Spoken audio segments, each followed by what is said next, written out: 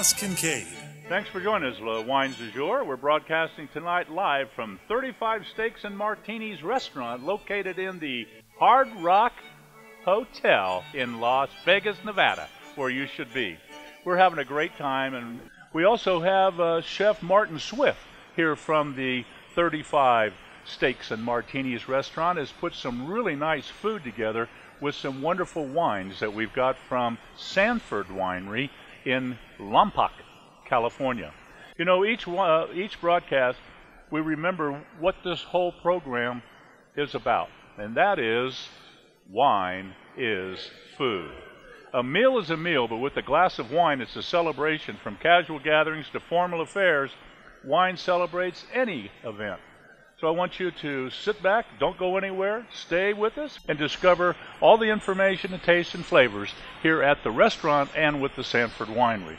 On Wines du Jour, the information we offer is in normal terms because we do not allow snobbery or intimidation in the room during the show.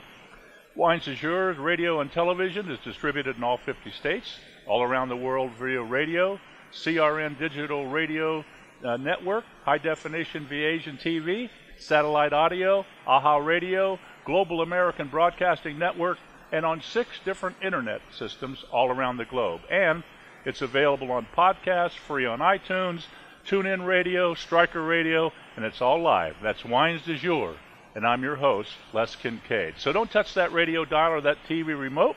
We'll be back with fun, information, and great taste right here on Wines du Jour at 35 Steaks and Martinis restaurant at the Hard Rock Hotel, Las Vegas, Nevada. But first, I want to talk about something before we go. You know, one of the most difficult grapes in the entire world to grow is Pinot Noir. I've said this many times on many different shows, and so most people, I'm sure, is already aware of that. But let me give you a couple bits of information before we start talking with Steve Fennell here after the break. And that is, did you know that the first Pinot Noir was registered at 100 AD? How about that? Been around for a while, hasn't it? We know that it's a Burgundy type product. Most Pinot Noirs originally started in the Burgundy area as far as being popular by today's standards in wine. Is that Pinot Noir has more clones than any other varietals. Now, you know, we talk about clones several times on the show, and I'm not going to talk too much about it tonight, other than the amount of clones is phenomenal. UC Davis, that's, you know, the world premier place to learn about wines and becoming a winemaker, etc. They have registered more than 100 clones of Pinot Noir. That, to me, is phenomenal. So, UC Davis has done it again. They've got some firsts, if you know what I'm saying. Now, we've got to go to a break, so don't go anywhere. We'll be back coast to coast and around the world on the internet right here at this beautiful restaurant at the Hard Rock Hotel, Las Vegas, and Wines du Jour.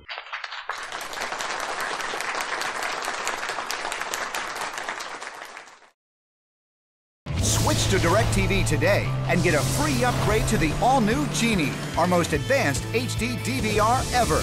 Genie serves your entire home with just one receiver, allows you to record any 5 shows at once, and gives you up to 3 times more HD recording capacity than cable. Order now and lock in your savings for 2 years. Other packages start at just $29.99 a month. So get all your TV wishes granted. Switch to DirecTV and get your free upgrade to Genie today.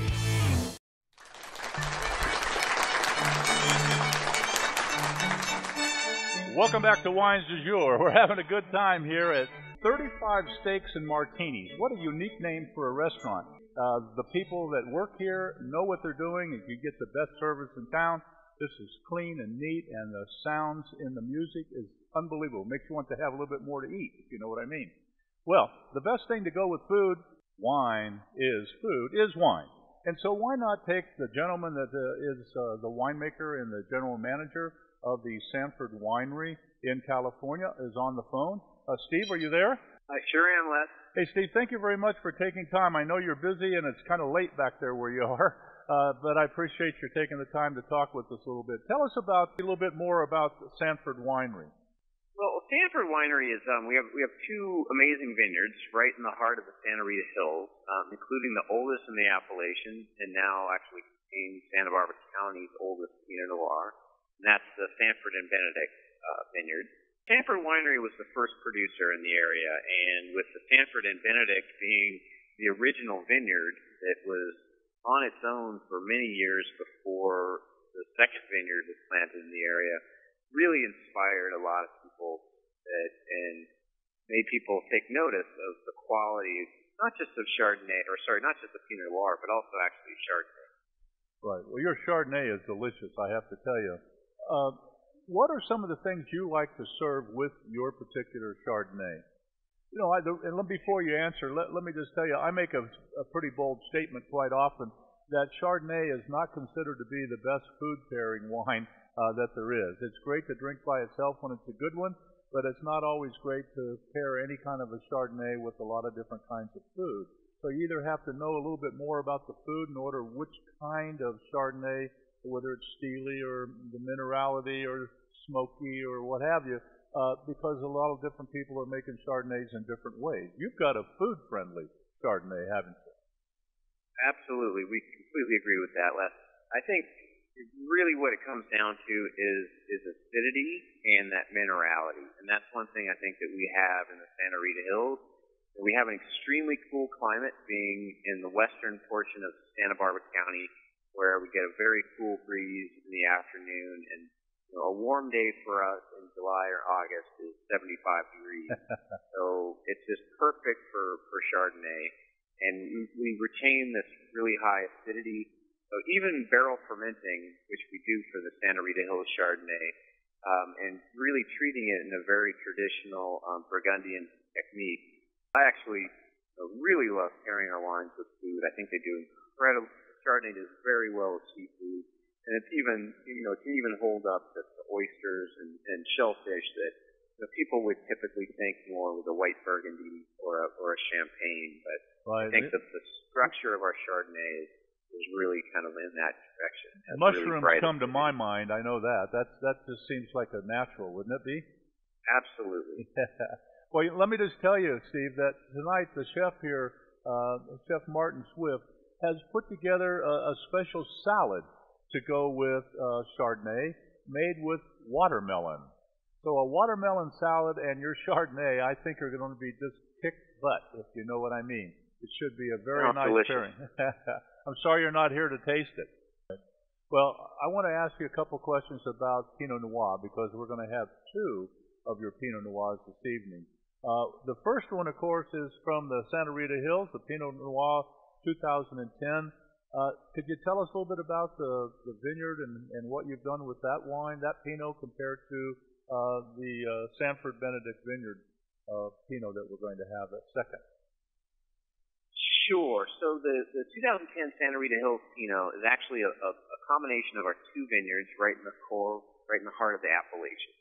So it's both from the Rinconada Vineyard, which is what surrounds our winery, and the Sanford and Benedict Vineyard, which is the original in the Appalachian, again, the oldest, planted in 1971.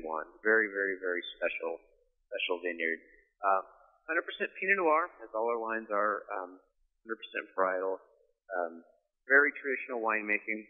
2010 was an extremely interesting year because it was a very cool year. In fact, I think the coldest year on record in Santa Barbara County. Wow. But it had 4 days of real heat in early September. So the resulting wine was very opulent fruit on top of a really bright, vibrant core of good acidity and spice. So it made for, I think, a very complex, very interesting wine.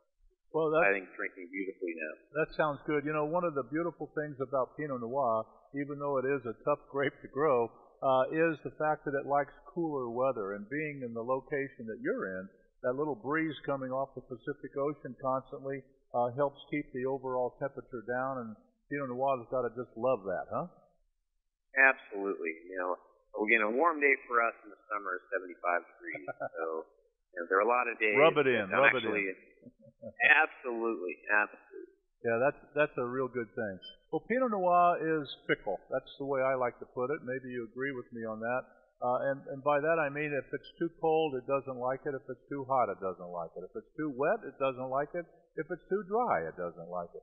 if it's facing the wrong direction, it doesn't like it. It just happens to be a grape that, if it's done right and the terroir is good, which obviously you found some great terroir for the Pinot that you guys have planted there, it just turns out to be absolutely outstanding. As you know, there are a number of Pinot Noirs on the market, but there are also a number of Pinot Noirs that you and I probably wouldn't enjoy because they're not as good as they could or should be. And I think a lot of winemakers have made the mistake of not knowing about terroir enough. I mean, I know they learned it at school and all that sort of thing, but traditionally, at least in most of the places around the world, if they needed more Chardonnay and there was 20 acres down the road available, they'd go buy it and plant Chardonnay and not think about the quote-unquote terroir. But that's all gone by the wayside in the last 20 years or so, hasn't it not?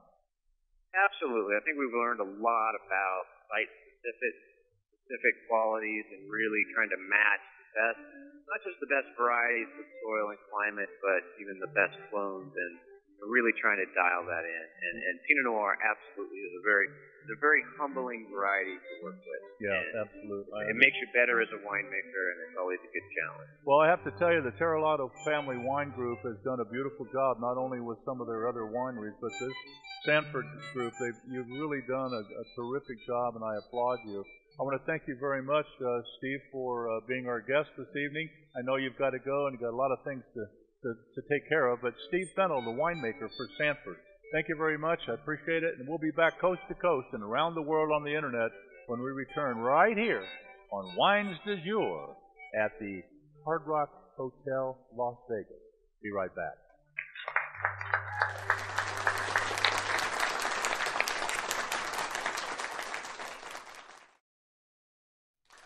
We're having a good time here at 35 Steaks and Martinis restaurant. We're going to talk a little bit about some of the items that are on the menu and a little bit about the restaurant. And the best way to do that is to get the assistant manager to come over and talk about it, because, managers are always busy. Assistant managers do all the work. You know what I'm saying? Melissa Williams is the assistant manager here at the dining room, and I have to tell you, first of all, thank you very much for taking time out. I know you're running on a busy schedule here, but taking a little bit of time to share some of the information about your restaurant with us. Pleasure. Thank you for joining us. Sure, you bet. Tell us a little bit about the menu overall. We have a classic American steakhouse with a little bit of a twist. Our namesake is the 35-day dry-aged and wet-aged steak, so that's why we have the 35. It's the age of our meat, which gives a very superior quality beef product. We have some great seafood items. Like I said, they all have a little bit of a twist to them, so they have a little added flavor appeal. We've added some recent summer items, our drunken clams, our watermelon salad, just to appeal for a lighter summer palate as well. A little bit of something for everybody on our menu. That sounds good. And I have to tell you, now if you're a vegetarian, you don't have to worry about that. They've got some great items on the menu here for vegetarians. I'm going to tell you about something that the audience doesn't know about. And the people listening on TV or on radio don't know about, but they have what they call a backstage pass. Listen, folks, tell us a little bit about it, if you would, Melissa. Well, our Backstage Pass program is our rewards program with our players on property, but one of the added features that we have on the Hard Rock property is that you earn points for your dining credits, your dining and your shopping credits. And with that, you can redeem your points in the restaurant also. We have a lot of offers. Right now, we have a half off your bill with your points offer that we're running this month. We also run every day of the week from 5 to 6 our wine hour. For those of you that are local, you may see our billboards coming up recently. What that means is with your Backstage Pass and your rewards card, and you come in and show that in our restaurant, we offer a wine pour of a red and a white, and we pour that continuously for the hour while we're here as a courtesy to our guests. Free. You hear that? Unbelievable. That's a good thing. And they also have happy hour. Could you tell us a little bit about your happy hour? So we have our happy hour. That's Monday through Friday from 5 to 7. What we feature on that is we have a $5 martini and cocktail list. We also have a $5 tasting menu. We have sliders on that menu. We have our artichoke dip with our classic house-cut chips that we make fresh in-house on that menu. We have a great bruschetta with about 7, 8 items on that menu. You can get quite a little selection and tasting of the restaurant for $5 a piece. I mean, that sounds like it's giveaway time. The Hard Rock is very successful and they're willing to share. That's what it boils down to.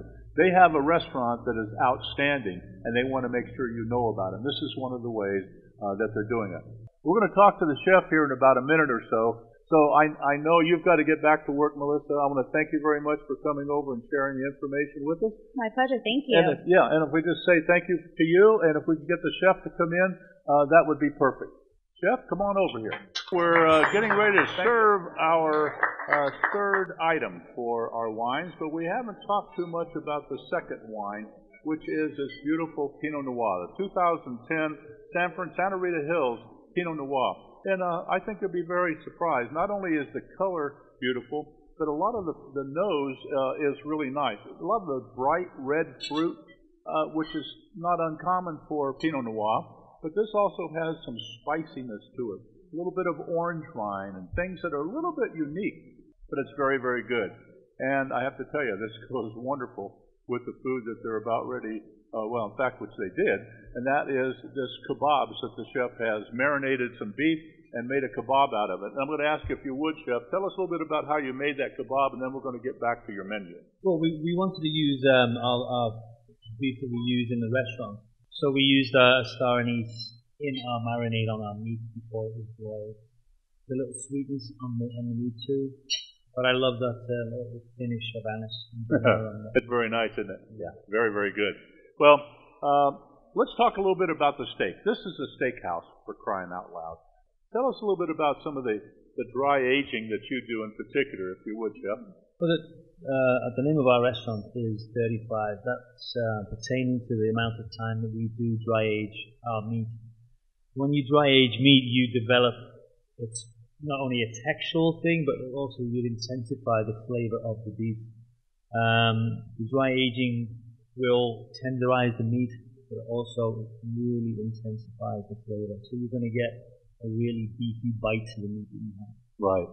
Then, in the restaurant business, when they have a grill man, and usually they have a chef that specializes in the grill, let's just say you have exactly 1 inch thick steak, and you want to grill it. You've got the steak on your grill on medium high. Not as high as it'll go, but maybe 3/4 of the way. And it's nice and hot. It's been on for 30, 40 minutes already. You've already brushed the grill so that you've got a little bit of olive oil or canola oil on it. You brush the steak on both sides, put a little salt and pepper on one side, and put it on the grill. And it's been out of the refrigerator for about 45 minutes or longer. Very, very important. It's 10 minutes here. We got 5 minutes, and it'll be done. Not the way it works, folks. We'll be back coast to coast and around the world on the internet here at the Hard Rock Hotel, Las Vegas. So don't go anywhere. We'll be back right after these messages.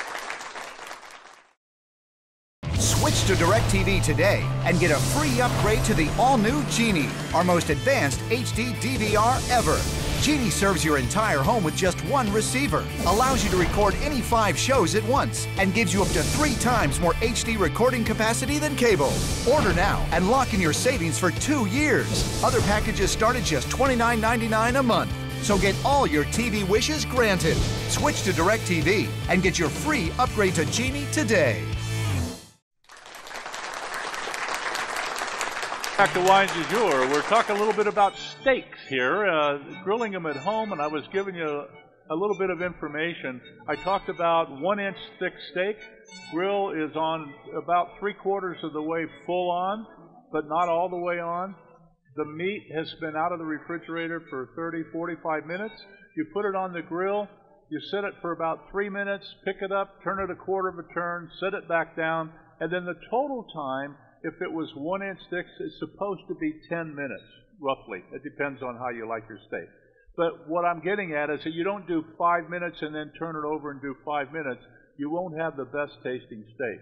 If you leave it on the first side about 7 or 8 minutes and then turn it over, you will find that the steak tastes a lot better. I know it sounds like gobbledygook, but I have to tell you, here's the reason. When you leave it on the same side for 7 or 8 minutes, what you're doing is forming a crust from the heat. And so when you turn it over, now the steak is going to be cooked the way you like it, but you're going to have that little bit of crust on the top of it. And then the key is when you take it off the grill, do not put a knife to it. Do not put a fork to it. Sit it on the cutting board or sit it on a plate, cover it with aluminum foil, and wait a minimum of 10, preferably 15 minutes before you eat it. Now, I know it sounds like, oh no, I can't wait that long. You have to. Am I right, Chef? Yes, sir, indeed. The resting period is one of the most important things of the steak. Absolutely. So, and it's the same thing if you have a roast, if you've got a whole chicken, anything like that, any large piece of meat or any steak, it should come off the grill or out of the oven and be covered with aluminum foil or something to keep it warm as it cools down. Here's what happens. Internally, all the juices and so on that have started to go to the bottom because of that excess heat come back to where they were before. So you either take it off the grill, cut it open, and all the juices are on your plate, and now you've got a dry piece of meat, and I know you've all experienced this at one time or another. I'm hoping you at least paid that much attention. Or from now on, you're going to let it rest, and then when you cut it open, the juices don't flow. They're in the steak, and you're going to get an opportunity to taste it because, frankly, that's where the flavor is. Let's talk a little bit more about your kitchen and how you guys are handling steaks back there. We talked a little bit about dry aging. 35 is the day that you look for it to happen. And I mentioned 1200 degrees is not uncommon to be on the left side of the grill or one side of the grill or the other. How do you go about doing it? If you have a medium rare steak, what would you typically do back there? We have two 1200 degree broilers. One is set, as you said, at 1200 degrees, and the other one is set at 850. Okay. So we get the sear that you described before, which is very important. Then for perhaps a more well-cooked meat, we will bring it down to the 850 to finish up the cooking.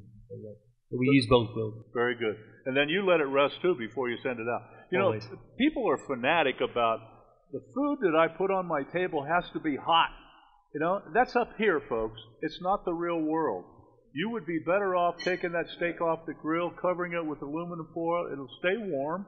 It's not going to be hot, hot, hot, but it's not going to be juicy. It will be if you let it sit, but all the juice will run out if you don't. So you want something that tastes good. It can't be super, super hot. It's just malarkey to think you can do both. It just doesn't happen. You go to a restaurant, you order a steak. Some of them come out to make it hot because you think it has to be. They put it on one of those aluminum plates that they've got at 500 degrees so that when they put the steak on, it sizzles, and you get that stuff all over your clothes because you think it needs to be hot. I'm sorry.